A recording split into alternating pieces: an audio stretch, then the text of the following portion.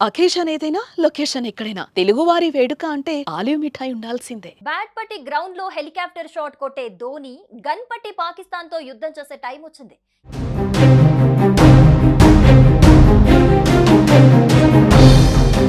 MRF bat తో రికార్డులు కొల్లగొట్టిన cricket god Sachin Tendulkar AK-47 తో పాక్ సైన్యాన్ని బౌండరీలు దాటేలా తరిమి కొట్టే టైం వచ్చింది.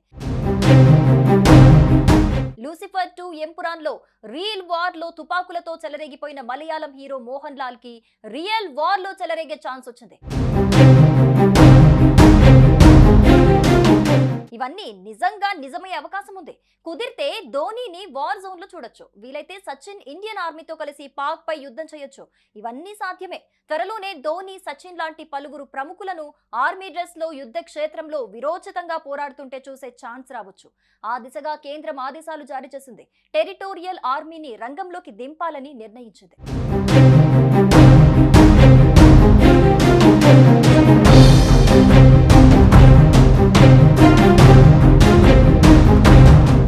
పహల్గామ్ దాడి తర్వాత ఆపరేషన్ సింధూర్ తో పాక్ టెర్రర్ క్యాంపులను లేపేసిన భారత్ అమాయకులపై పాక్ ఆర్మీ దాడులను సీరియస్ గా తీసుకుంది. సామాన్య పౌరులకు ఎలాంటి ఆటంకం కలగకుండా కేవలం టెర్రరిస్టుల స్థావరాలను ధ్వంసం చేసింది ఇండియా. అదే సమయంలో ఉగ్రవాదాన్ని పెంచి పోషించటం మానుకోండి, మేము పౌరులకు హాని కలగకుండా ఉగ్ర మూకలపైనే దాడి చేశామని చెప్పినప్పటికీ పాక్ వినలేదు. ఈ పరిస్థితుల్లో భారత రక్షణ శాఖ కీలక నిర్ణయం తీసుకుంది. సైన్యం ప్రతి నిమిషం పాక్ తో పోరాడుతున్న తరుణంలో టెరిటోరియల్ ఆర్మీని కూడా రంగంలోకి దించేందుకు ఆదేశాలిచ్చింది. యుద్ధం తీవ్రతరం అవుతున్న వేళ అవసరమైతే టెరిటోరియల్ ఆర్మీని కూడా దించాలని ఆర్మీ చీఫ్ కు సూచించింది. ఇందులోని అధికారులను, నమోదు చేసుకున్న సిబ్బందిని పిలిపించేందుకు అధికారం కల్పించింది. రెగ్యులర్ ఆర్మీతో కలిసి పనిచేసేందుకు సిద్ధంగా ఉండాలని కేంద్రం సూచించింది. ఇప్పటి వరకు పలు సందర్భాల్లో టెరిటోరియల్ ఆర్మీ సిబ్బంది యుద్ధాల్లో పాల్గొంది.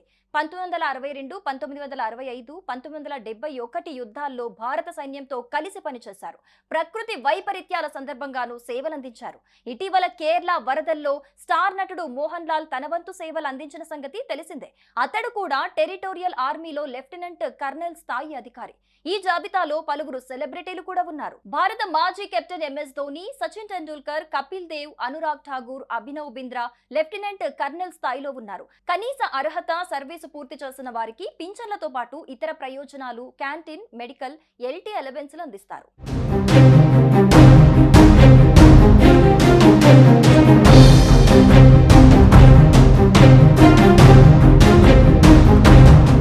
టెరిటోరియల్ లేదా ప్రాదేశిక ఆర్మీ గురించి క్లుప్తంగా చెప్పాలంటే సైనిక రిజర్వ్ ఫోర్స్.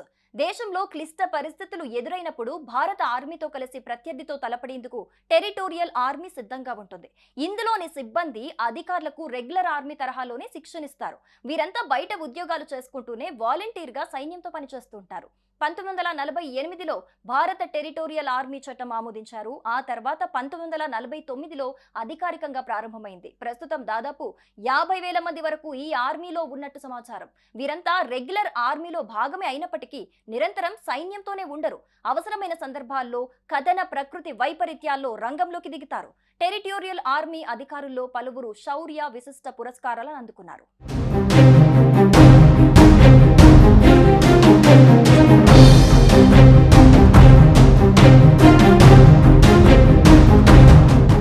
సుమన్ టీవీలో మీ పర్సనల్ అండ్ బిజినెస్ ప్రమోషన్స్ కోసం కింది నెంబర్కి కాంటాక్ట్ చేయండి.